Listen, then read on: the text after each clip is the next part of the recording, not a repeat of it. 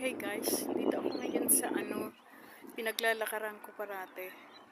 Yan, malapit lang ito dito sa tabing dagat. Yung mga boat doon nakaparada.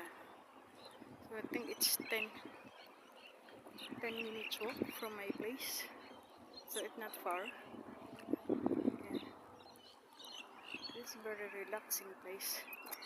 I like to walk here. Then it's a big open to play football.